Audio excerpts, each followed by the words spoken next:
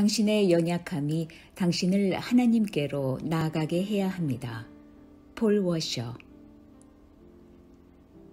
저는 크리스찬들이 제게 이렇게 말하는 것을 듣는데 아주 지쳤습니다. 폴 형제님, 저는 아주 연약해요. 폴 형제님, 당신이 설교를 시작할 때 당신이 약하다고 하셨어요. 그렇다면 왜 우리가 약하다는 말을 못하겠습니까? 그렇다면 여러분이 제 말뜻을 전체 상황 가운데서 잘 이해하시길 바랍니다. 무엇보다 먼저 여러분은 약하지 않습니다. 제가 그것을 여러분께 증명해 드릴 수 있습니다. 지난 주간 동안에 여러분은 얼마나 긴 시간 동안 하나님과 그 말씀을 알고 붙잡으려고 몸부림쳤나요?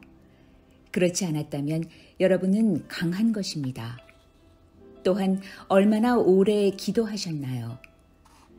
하나님과 하나님께서 당신을 위해 하신 일, 구속사역을 떠나서는, 즉 기도하지 않고서는 여러분은 크리스찬으로서 승리하며 살 수 없을 것입니다. 나는 매우 연약해요 라고 말하는 것은 너무 쉽습니다. 여러분의 문제는 여러분이 연약한 것이 아닙니다. 여러분의 문제는 여러분이 은연중에 자기가 강하다고 생각하는 것입니다. 제가 여러분의 경건 생활, 큐티와 기도를 보면 그걸 증명할 수 있습니다. 여러분 아시겠어요? 우리의 문제는 우리가 너무 약한 것이 아닙니다. 우리의 문제는 우리가 약하다는 사실을 인식하지 못하는 데 있습니다. 여러분은 그 점을 깨달으십니까? 그래서 기독교 역사 속에서 하나님께 쓰임받았던 위대한 남자와 여자들은 한 가지 공통점이 있습니다. 바로 자기들의 연약함을 제대로 인식했다는 점입니다. 이제 제가 말씀드리고자 하는 이것은 매우 중요한데요. 연약함은 성도들이 능력을 얻는 데 장애가 아니라 오히려 영적인 능력을 얻거나 발휘하는 데 촉매, 기폭제가 된다는 것입니다.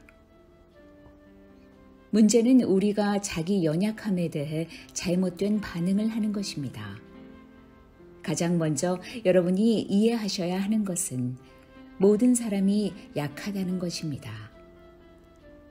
신약 성경이 여러분에게 요구하는 것을 여러분이 다 하기에는 자연인으로서는 절대 불가능합니다. 즉, 연약합니다. 여러분이 그렇죠. 모든 사람들이 기본적으로 다 같은 수준입니다. 저나 여러분이나 스펄전이나 존 파이퍼나 모든 사람은 연약합니다. 바로 그것입니다. 이제 여러분은 연약함을 변명거리로 더 이상 사용할 수 없습니다. 왜냐하면 모든 사람들이 다 연약하기 때문입니다. 연약해도 쓰임받은 사람들이 있잖아요. 사람은 아무도 신약 성경대로 살 수 없어요. 아무도. 그래서 여러분이 우리가 연약한데요. 문제는 그렇다면 우리가 이제 이 상태에서 어떻게 할 것입니까? 많은 사람들은 그저 입으로만 자기가 약하다고 합니다. 내가 약합니다 라는 말이 크리스찬의 입에 시도 때도 없이 튀어나옵니다. 어떤 사람들은 그 말을 아주 자기 편리한 대로 이용합니다. 어떤 이들은 자기 죄에 대한 변명으로 사용하고요. 저는 약해요. 그래서 실족했죠. 그런데 모든 사람이 약합니다. 당신만 약한 게 아니에요. 이런 가운데 우리가 가져야 할 올바른 마음 자세는 여러분이 자기 연약함을 인식하는 것이 여러분이 하나님께로 나아가는 어떤 동기가 되어야 한다는 것입니다. 연약함을 느낄 때 즉시로 하나님께 나아가는 동기가 되는 것입니다. 하나님이 말씀하신 대로 그분은 생명의 샘이 되심을 믿으십시오. 하나님이 친히 말씀하신 대로 그분은 도우시는 근원이 되심을 믿으십시오. 하나님은 무한한 도우시는 자원을 가지신 분입니다. 그분은 자녀들에게 그 영적인 자원을 아껴서 나눠주시는 게 아니라 풍성하게 나누어 주십니다. 그래서 여러분의 문제는 여러분이 자기 연약함을 정말 인식하지 못하는 것입니다. 혹은 그걸 인식하였다고 해도 그 연약함의 자리에 계속 머물러 있는 것입니다. 중요한 것은 여러분이 연약함을 느낄 때마다 그것이 여러분을 하나님께로 몰고 가야 한다는 것입니다. 연약함을 느낄 때마다요. 그런데 문제가 있습니다. 우리 모두 자기 마음속으로 들어가 봅시다. 연약함으로 자기를 정죄합니다. 사탄이 그 자기 정죄를 돕습니다. 그래서 제가 많은 사람들에게서 발견한 것은 제가 어젯밤에도 보았는데요. 제가 그들과 함께 오랜 시간을 보냈습니다. 그 중에 어린 소녀도 있었어요. 그녀는 자기 연약함을 인식했어요. 자기가 깨어지기 쉽다는 것, 또한 자기 죄를 인정했어요. 지금 자기 삶에 일어난 어떤 일은 자기 힘으로 극복할 수 없다는 것도 인식했어요. 이런 그녀에게 문제는 그녀는 자기 죄를 보면서 마귀의 역사 때문에 자기 마음이 자기를 정죄하죠. 그때 그녀는 자기를 스스로 징계의 방, 페널티 박스에 가두어 버리는 것입니다. 죄를 지을 때마다 그렇게 합니다.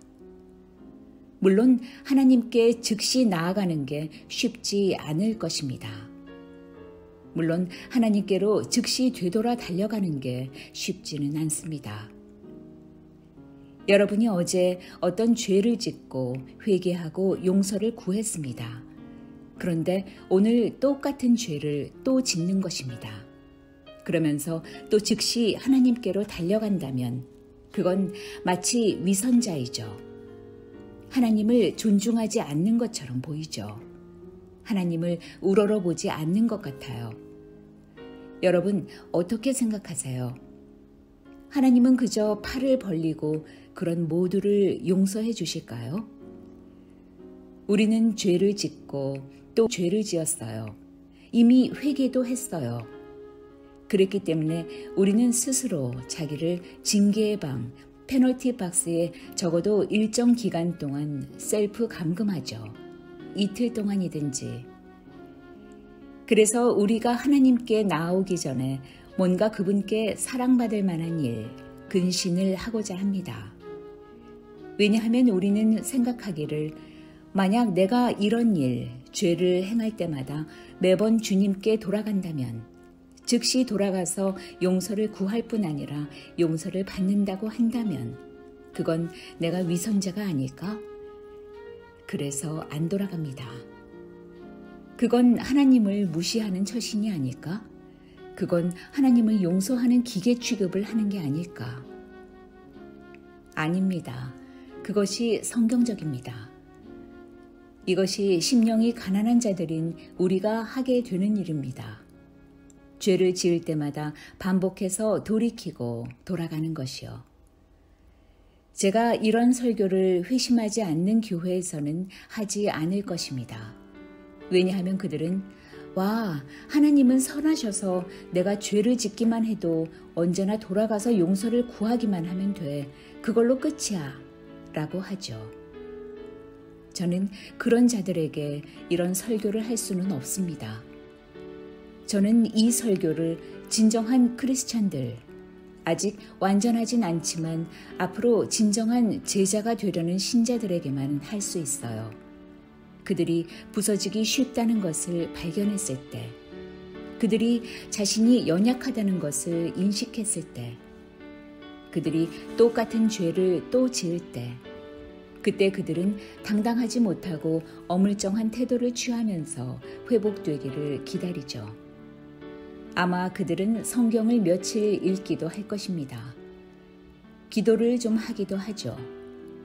그들이 다시 주님께 달려가기 전에 뭔가 자기 신실함을 저 자세로 하나님께 보여드리려 하죠. 그래서 하나님의 용서를 받으려고 하죠. 아닙니다. 제 인생에서 가장 기뻤던 순간 중 하나는 이 사실을 발견했을 때입니다. 제가 죄를 지었지만 나는 항상 죄를 짓지만 내가 그때 제일 먼저 해야 할 일은 그리스도를 꼭 붙잡는 것입니다. 초라하게가 아니라 제가 여기 죄인이 나왔습니다. 당신은 저를 내리치셔야 합니다가 아니라 아니야, 나는 그리스도를 꼭 붙들 거야 하면서 나는 당신의 죄 용서의 약속을 믿습니다를 외치는 것입니다. 나는 지금 다른 영역에 있다. 죄를 지었지만 하나님의 자녀다. 나는 자유이다. 나는 성도이다. 나는 아담과 정죄와 법으로부터 옮겨졌도다. 나의 모든 죄값은 십자가에서 지불되었다. 주님이 죽으셨고 모든 것을 아셨다. 그분이 그 모든 것을 용서해 주셨다. 그래서 나는 자유이다. 이것은 정말 엄청난 일입니다.